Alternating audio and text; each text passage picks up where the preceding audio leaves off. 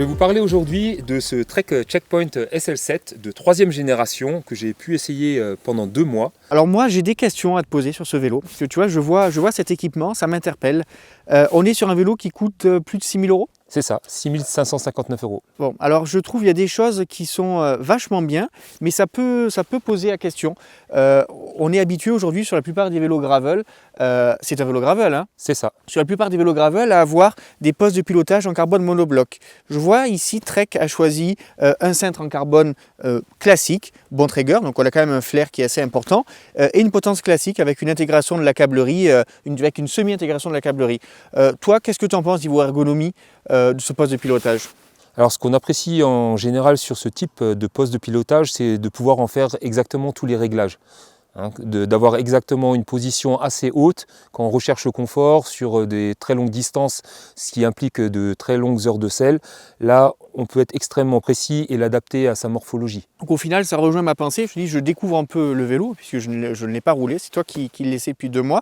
Ça rejoint ma pensée, c'est-à-dire qu'il n'y a pas d'obligation à avoir un poste de pilotage en carbone monobloc sur un vélo gravel haut de gamme, puisque c'est un vélo gravel haut de gamme. Voilà, parce que certains pourraient se dire, ouais, c'est quand même étonnant à ce prix-là de ne pas avoir de combo. Moi, je trouve que c'est bien, d'autant plus sur un vélo d'aventure. C'est un vélo d'aventure. Pareil sur la tige de selle, on n'a pas de serrage intégré, on est sur un format rond en 27,2, donc on n'est pas sur une tige de selle aérodynamique, on n'est pas non plus sur une tige de selle qui va apporter du confort par sa déformation, puisqu'on a un système sur le cadre, l'IsoSpeed. C'est un peu le même système, mais d'une manière différente que sur le Madone. Oui, tout à fait, parce qu'en fait, sur le Madone, le confort, il est apporté par une structure carbone, alors que là, on a un système intégré qui se devine par cet ensemble-là, qui en fait va découpler le cadre de la tige de selle. Donc les deux sont dissociés. Et en fait, on va avoir plus de confort et on va avoir de l'amorti sans pour autant absorber l'énergie qui est en fait utilisée pour la propulsion. D'accord. Donc on garde l'efficacité. Dans les faits, c'est vraiment efficace? Oui, tout à fait. Par rapport à toutes les heures de selle que j'ai pu faire sur 2 mois d'essai, je me suis toujours très bien sorti et pourtant les chemins étaient vraiment très caouteux, que ce soit en montée ou en descente, en appuyant extrêmement sur les pédales, en sachant qu'il y a ces 3 points d'appui, les pieds et le fessier. J'ai vraiment ressenti aucune limite. Alors dernier point sur les équipements, toujours j'aime bien détailler un vélo par les équipements, en tout cas commencer par là.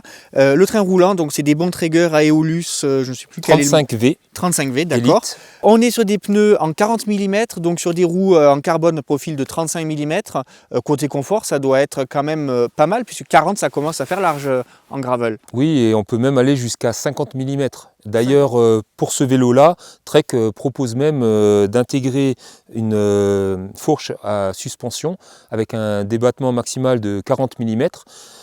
Et il est également possible de choisir une tige télescopique.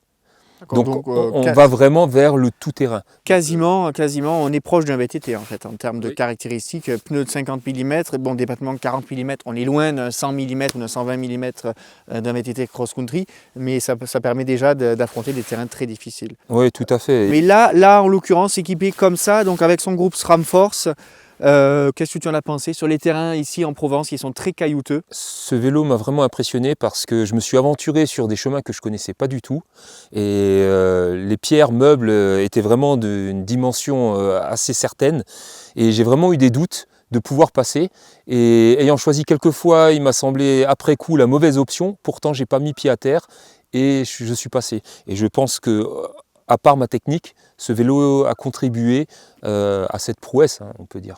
Ah oui, alors une chose, quand on est arrivé, j'ai failli te dire, Patrick, tu aurais pu nettoyer le vélo quand même. On a commencé à faire les images, je voyais ces espèces de taches.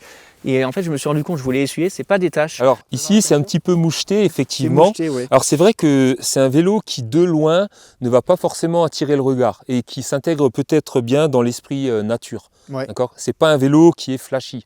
Après, quand on s'approche et qu'on y regarde de plus près, déjà, on se rend compte que c'est un Trek. À partir de là, j'ai pu noter que les gens que j'ai pu rencontrer, une fois qu'ils s'en sont aperçus, de l'intérêt s'est révélé. Tu me disais tout à l'heure, lorsqu'on faisait les plans de toi dans les chemins pour cette vidéo, que tu t'étais aventuré dans des endroits où tu étais passé et que certainement sur d'autres gravels que tu as essayé par le passé, ça aurait été difficile de franchir tous ces obstacles. Oui, tout à fait. Là, on est sur un gravel, je le qualifierais un petit peu de tank léger. Et même quand tu choisis la mauvaise option, c'est ce que j'ai pu constater dans mes différentes ascensions sur des chemins extrêmement compliqués, il te le pardonne et te permet de passer. Point de vue confort, j'ai jamais eu mal au postérieur. Il faut dire que là, il y a un système Isoflex qui apporte aussi par le découplage du cadre et de la tige et qui vraiment sublime un peu ce vélo sur la durée et quel que soit en fait le terrain. Il est vraiment capable de passer sur des terrains qui pourraient être plutôt définis pour les VTT, vélo tout-terrain.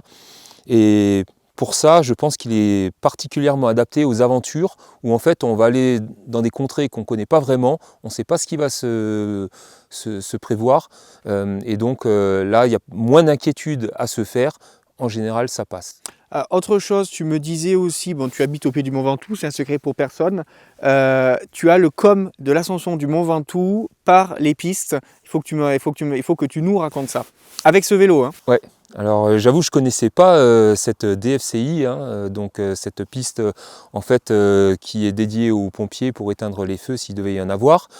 Et donc c'est l'ascension du Mont Ventoux sur un chemin plutôt caillouteux, en lacet. Et donc on est à 7% de pente. Donc, pour une vingtaine de kilomètres. On va vous mettre la capture d'écran hein, si jamais, parce que moi j'ai du mal à le croire, donc je veux que tu nous mettes la capture d'écran sur la vidéo, on va le mettre. Alors c'est une fierté relative, parce qu'en fait c'est le chemin l'ascension du Mont Ventoux en VTT, et donc en fait les gravellistes ne passent pas par là en général. Mais ce vélo passe, il arrive à passer... Ce vélo passe et il permet d'aller plus vite que les VTTistes. Que les VTTistes, donc c'est bien. C'est très très bien. Et il faut dire que l'ascension est quand même très belle et très longue. Une vingtaine. C'est pas mal, c'est pas mal. Plus d'une vingtaine. Alors c'est vrai que moi j'aime bien aussi les vélos qui sont peut-être plus vivaces, qui me permettent d'aller chercher des chronos. Et en fait c'est pas du tout l'esprit de ce vélo. Donc pour ceux qui recherchent plus les aventures, la découverte, qui savent s'arrêter sur un spot, observer le panorama, vivre ces moments-là, ce vélo est le plus adapté. Et il va te permettre aussi d'arriver sur des spots qui sont inaccessibles avec d'autres gravels plus classiques, orientés performance. Voilà, sur son terrain de jeu, il est très bon. Donc on a parlé des équipements, on a parlé du confort, et tu l'as roulé un peu sur la route? Oui, je l'ai roulé sur la route, j'ai aussi fait l'ascension du Mont Ventoux avec. Alors certes, il est un petit peu moins réactif que d'autres gravels, et d'ailleurs... il a des pneus en 40 aussi. Il y a des pneus en 40 aussi, et de toute façon, Trek a un modèle, le Checkmate, qui a été également annoncé, qui est justement plus orienté pour la compétition, pour la performance au sens vitesse, et non pas à l'aventure et aux chemins les plus compliqués. Donc l'aventure avec le Checkpoint, la performance avec le Checkmate. C'est ça. Là, tu as une bagagerie. Alors j'étais étonné de la bagagerie parce que tu as des espèces de scratch, mais elle est fixée aussi en dur sur le vélo avec le système de fixation. Oui, c'est ça. Bien. Ça vibre pas?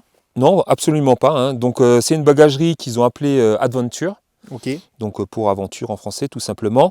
Donc on peut réaliser la fixation par les velcro, mais ici sur le bagage de Top Tube, on a deux vis donc, qui permettent de fixer complètement, de solidariser cette sacoche du cadre. Ça bouge pas. Et ici on est sur 3 points de fixation, 2 au-dessus et 1 en dessous. 0,8 litres et 1,6 litre tu me disais, hein, c'est ça? Pas 16 litres. Hein. Pas 16 litres, ça ferait un peu beaucoup. Et alors moi j'aime beaucoup ça, je trouve que c'est vachement bien fait. Hop, voilà, ça y est, je l'ai enlevé. Alors qu'est-ce que tu mets là-dedans? Alors ici, ils ont augmenté par rapport à la génération précédente le volume disponible pour pouvoir mettre des cartouches de CO2, quelques outils qui permettraient de faire les réparations utiles, surtout quand on part sur de l'aventure, où on est sur plusieurs jours. Forcément, il va y avoir des crevaisons, peut-être une chaîne qui est à remettre en place. Et donc là, ça peut servir aussi pour peut-être cacher son argent. Non, moi j'allais dire pour mettre du saucisson, c'est bien. J'aime bien rouler. Quand je fais des longues sorties, j'aime bien m'arrêter et acheter du saucisson. Finalement, ce vélo, est-ce qu'il t'a donné des nouvelles idées de parcours? Est-ce qu'il t'a donné de nouvelles idées de pratique? Toi, finalement, tes sorties type, qu'est-ce que c'est? Tu pars, tu vas monter le Ventoux, tu fais le tour du Ventoux. Tu pars pas réellement à l'aventure en vélo dans ta pratique pour toi. C'est vrai que je pars rarement plusieurs jours d'affilée. Mais là, avec la bagagerie en plus, J'avoue que... On peut en mettre sur la fourche aussi. Hein. Oui, tout à fait. Hein. Il y a énormément de points de fixation de part et d'autre pour pouvoir une bagagerie même sur le cintre, que ce soit à l'arrière de la selle, Ouais. que ce soit au niveau de la fourche, comme tu viens de le dire. Donc c'est vraiment un vélo qui est fait pour voyager. Et donc moi, ça m'intéresse énormément de prendre la direction de la Côte d'Azur avec Nice, Menton, peut-être pourquoi pas aller faire un petit tour du côté de l'Italie pour aller prendre un petit ristretto. Mais par les chemins ou par la route? Ah non, absolument par les chemins. Donc ça voudrait dire qu'il faudrait au maximum prévoir ce parcours et identifier comment passer le plus possible hors des chemins trop fréquentés par les automobilistes. On a un super équipement, un groupe SRAM Force qui est quasiment le top de gamme chez SRAM, entièrement en carbone, sans fil électrique, des développements adaptés, des roues en carbone, des pneus tubeless, un cintre en carbone, tige de selle carbone, une super selle. Le rapport qualité-prix me semble tout à fait honnête. Et en plus, la finition est vraiment bien. Il y a pas mal de spécificités techniques qu'on ne retrouve pas chez la concurrence. Le système ISOSpeed, ses protections, le boîtier de rangement, la bagagerie vraiment qui est exactement adaptée à ce vélo. C'est bien, non, le vélo est superbe. Qu'est-ce que tu as à dire? Eh bien que ce vélo repart lundi, mais que ce week-end, j'ai encore 2 jours pour l'emmener au sommet du Ventoux et que ça me ferait de la peine de le laisser dans le garage en attendant.